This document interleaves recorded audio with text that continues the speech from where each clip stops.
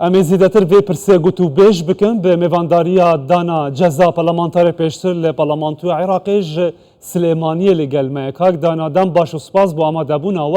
پرسا مازن ادنا و وی جوینه دا که موچه لبنده نه بزانن موچه سه مهین داویین افصال چرانویسه و چه دبده دمکه دا که حکومت هرمان کردستان دبیجه پابندین لسرخوا بجی ایانینه لبند حکومت عراقینه هون چاوره چه انجامه که جوینه که وها سبارت به موچه دکنه بله رئیس اسلام بو جنابت بو بینرانی کردستان 24 طبعا پیوست با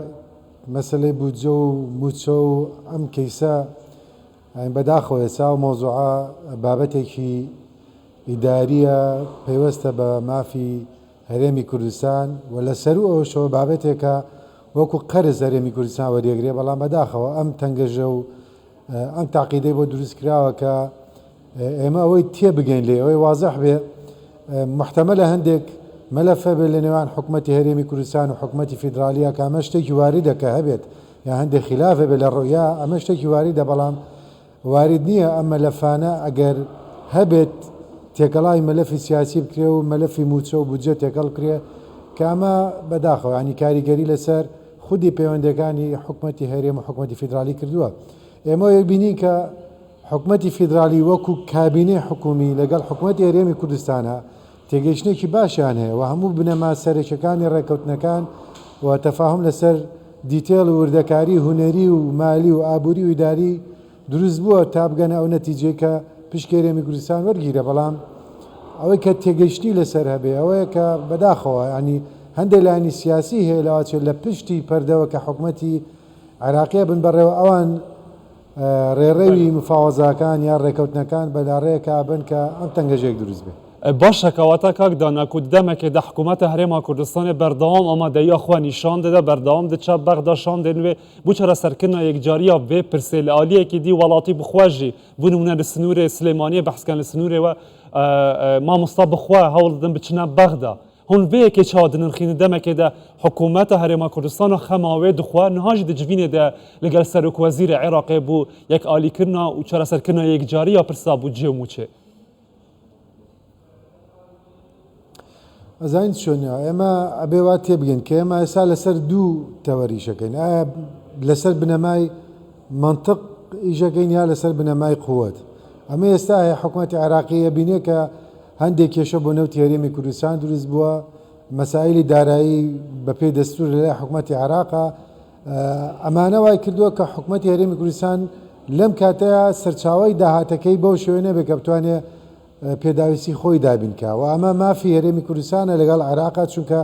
بەپێی دەستوری عێراقی هەموو داهاتێکی عێراقی هەموو عێراقیەکانە نەوتی عێراق بۆ هەموو عێراقیەکانە داهاتەکانی عێراق ئەبێ بە دادپەروەرانە دابەش بکرێ بەسەر هەموو موچەخۆران و فەرمانبەر و ئەوانەی کە مافیان هەیە کە موچە و داهاتیان هەبێ یا تەنانەت بۆ بودجەی پەرەپێدان بێ بۆ بودجەی ئیسیسماری بێ بۆ بودجەی تەشغیلی بێ هەر بابەتێکی کە بێ ئەبێ ئەم دادپەروەریە هەبێ ئەگەر ئێمە بەڕاستی باسی وڵاتێک بکەین کە وڵاتێکی مستەقر بێ وڵاتێک خاوەنی سیادە بێ وڵاتێک بێ بە موسسات بێ وڵاتێک دادپەروەری کۆمەڵایەتی هەبێ دادپەروەری سیاسی هەبێ نەئەبوو ئێمە بگەین ئەوەی کە لەسەر موچە کە منەڵێم بچووکترین کێشەیە بەڵام گەورەترین کاریگەری هەیە ینی بچووکترین کێشەیە لەبەرەوەی مافە نابێ ئەسڵەن فشار و کێشەی لەسەر بێ بەبێ مافە بدرێت بەڵێ باشا بغدا برسوا کی بدات ندامه که دکو حکومت هرما کردستان بو همی هرما کردستان بو هر چوار پارێزگەهان لوره بو بدست خستنا حق خوا و مافی خوا ده بو موچه خوران من تصورم وایە ینی ئەوەی حکوومەتی هەرێمی کوردستان ئەوەی کە پێوەستە لە سێری ئەوەی ئەرکی سەرشانێتی جێبەجێ کردووە ینی لە هەموو ڕووەکانەوە لە ڕووی وەکوتم هونەری بێ مالی بی ئەیداری بێ هەموو بابەتەکان یەکلا بۆتەوە ئەوەی کە ئێستا هەیە جارێ ئەسڵەن بەسەلەی قەرز نابوو ئەم کێشەی لەسەر بێ ئێستا تۆپەکە لە مەلعبی حکوومەتی فیدرالیە یعنی ئەم شاندانەی کاتچن بۆ ئەوەیە من تەسەورەکەم ئەوەی مەلەفە بێ و دەکارێ بێ خستوونەتە بەردەمی حکوومەتی فیدرالی بەڵام پرسیارەکە لێرایە ئایا ئامانج لەم دواخستنە ئامانج لەم فشارە چیە فشارە لەسەر هەرێمی کوردستان مەلەفێکی سیاسی یانوێ بەو شێوەیە هەرێمی کوردستان خەنە ژێر فشارەوە یعنی بێ خەڵکی هەرێمی کوردستان فەرمانبەران موچەخۆران مامۆستایان هەمویان شایانی ئەوەن کە موچەی خوان وەگرن ینی فەرمانبەرێک مامۆستایە کە لە هەرێمی کوردستان دەوامەکە ڕۆژێکە چێ بۆ داوام ێوارێتەوە ئەو کەسە خزمەتی دەوڵەتی عێراقەکە وەکو دەوڵەت فەرمانبەری دەوڵەتی عێراقە با لە هەرێمی کوردستانیش بێ دوجار ئەنجامی ئەمی شێوە چێتەوە خەزانەی دەوڵەتی عێراق بۆیە گرنگەوە پێویستە حکوومەتی فیدرالی عێراق هەستێ بە جێبەجێکردنی ئەوەرکەی لەسەر شانێتی وە چاوەڕێ ئەوژەکەین دوای ئەم سەردان و سەردانی کێکە هەبێ بەڕاستی ئەم تەپوتۆزە لەسەر ئەم معاملە مالیە نەمێنەوە حکوومەتی فیدرالی عێراق بە جەریانەوە بە مؤسساتی کێشەکان بەڕێڕەوی خۆی چارەسەرکە و کوردستان با لە هەموو سەرڕاستکردنا بودجێ یەک ji mijarên diniyên bêcivîna nihaya ku berdewam e di navbereşan de Herêma Kurdistan û Serokvezîrê Iraqê de ev serrastkirina budceyê hûn dibînin bi wê ezmûna ku we pêştir li Bexdayê û niha ji nêzik ve çavderî dikin mumkin be budceyeka wiha were serrastkirin ku di berjewendiya Herêma Kurdistanê de dibe ev serrastkirine. يعني من نامي رجبين بم لمايا بلام أمي واقعبين بم أما بالتجربة چندين سالة لقل حكومة فيدرالي العراق وتجربة برلماني وغير برلمانيش أو ما بودر كوتو لاني كموكو خوم تيجيشني خوم أو كبداخو يعني حكومة فيدرالي العراق جابابا شبلين هندك حزبي سياسي لبشتو كحكومة عراقية بن بريوا بەداخەوە ڕێکەوتنەکان لەسەر ئاستی لوتکەکان بەڵام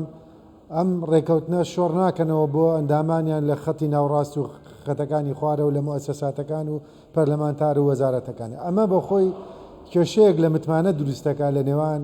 ئەو دوولایەنە سیاسیە ئاەت چۆن بتوان تەعاملکەن جگە لەوەی کە با شاراوە نەبێ ینی محتەمەلە هەندێک